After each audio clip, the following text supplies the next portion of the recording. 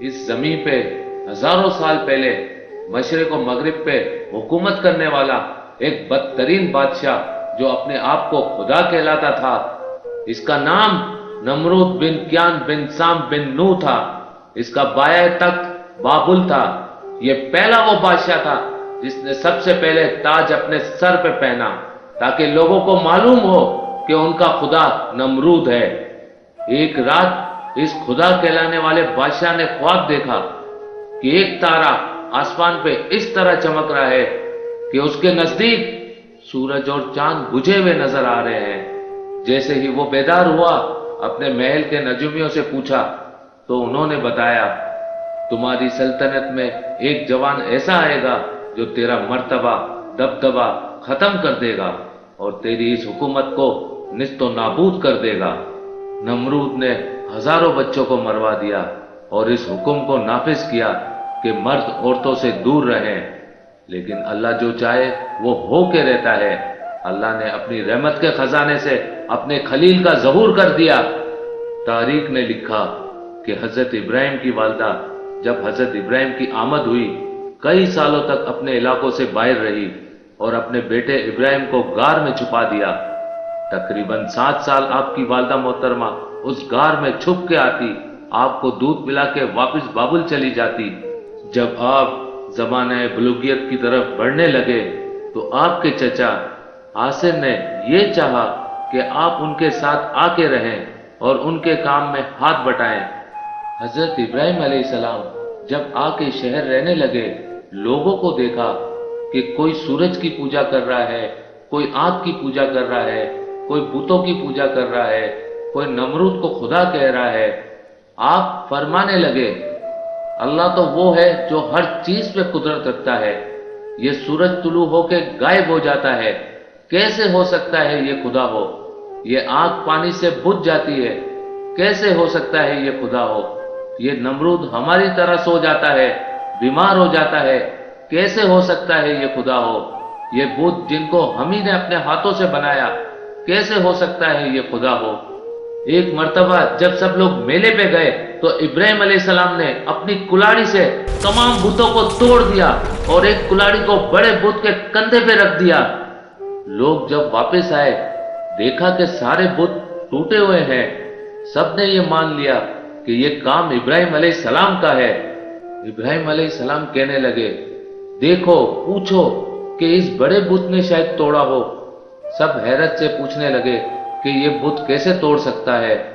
تو آپ فرمانے لگے، میں بھی تو یہی کہنا چاہتا ہوں کہ جب یہ کسی بت کو توڑ نہیں سکتا تو یہ ہمارا خدا کیسے ہو سکتا ہے؟ نمرود نے یہ حکم نافذ کروایا کہ ایک ایسی آگ جلائی جائے جس میں ابراہیم کو اس طرح جلایا جائے کہ لوگ عبرت حاصل کریں۔ 2 سالوں تک لکڑیوں کو جمع کیا گیا اور ایک بہت بڑی آگ جلائی گئی۔ فرشتوں نے اللہ کی دربار میں فریاد کو بلند کیا، اے اللہ، ہمیں حکم دے کہ ہم تیرے خلیل کو بچا سکیں۔ اللہ نے فرمایا، جاؤ، دیکھو، اگر ابراہیم تم سے مدد طلب کرے تو ضرور اس کی مدد کرنا۔ ہر ایک فرشتہ ابراہیم کے پاس آ کے کہنے لگا، اے اللہ کے نبی، اے اللہ کے خلیل، حکم فرمائے، ہم آپ کی مدد کریں۔ ابراہیم نے فرمایا، میرا دوست میری مدد کرے گا، میرا اللہ خود میری مدد کرے گا۔ جیسے ہی نمرود نے اللہ کے نبی کو آگ میں ڈالا تو وہ آگ گلزار بن گئی۔ اللہ کے نبی مطمئن ہو کے، پرسکون ہو کے اللہ کا شکر کر رہے ہیں، اور فوج نمرود حیرت زدہ ہو کے نمرود سے پوچھ رہی ہے کہ ہمارے خداؤں سے تو زیادہ ابراہیم کا خدا طاقتور ہے، اس نے ہماری آنکھ کو گلزار بنا دیا۔ نمرود نے کہا، اچھا۔ ابراہیم علیہ السلام کو بلا کے نمرود کہنے لگا کہ جاؤ، اپنے خدا کو کہہ دو کہ کل وہ اپنی فوج تیار کرے اور میں بھی اپنی فوج تیار کرتا ہوں، کل مقابلہ روبرو ہوگا۔ نمرود نے، جو مشرق و مغرب پہ حکومت کرتا تھا، اس وقت زمین کا سب سے بڑا بادشاہ تھا، اپنی فوج کو تیار کیا اور ایک بڑی عمارت پہ کھڑے ہو کے کہنے لگا، ہے کوئی مجھ سے زیادہ طاقتور تو آئے اور لڑے مجھ سے۔ اتنی دیر میں اللہ نے مچھروں کو حکم دیا کہ جاؤ، اس نمرود کی فوج کو فنار کر دو۔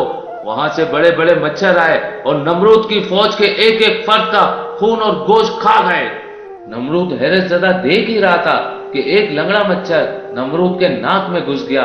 नमरूद अपने सर को दीवारों पे मारने लगा कि कोई मुझे बचाए, लेकिन अफसोस अल्लाह का अजाब जब आता है तो कोई किसी को बचा नहीं पाता। वो फौरन अपने महल में आया, बेचैन होने लगा, अपने खादमीन से कहने लगा कि अपनी जूतियों से मेरे सर को मारो। जब जब नमरूद के सर पे कोई जूता मारता था, नमरूद को सुकून आता था, क्योंकि वो मच्छर नमरूद के नाक से होते हुए नमरूद के दिमाग तक आ पहुंचा और धीरे धीरे इसके दिमाग को चाटता रहा। तारीख ने लिखा, वो बदतरीन बादशाह, वो जो अपने आप को खुदा कहलाकर अल्लाह के बंदों को गुमराह करता था, अब वही बंदे अपनी जूतियों से उसका सर पीटते थे और ऐसे तड़प तड़प के वो फिन्नार हो गया। उसकी सल्तनत निस्तो नाबूद हो गई। सलाम हो अल्लाह के नबी इब्राहिम खलीलुल्लाह पर। बेशक अल्लाह के सिवा कोई खुदा नहीं और वही है जो हर चीज पे कुदरत रखता है।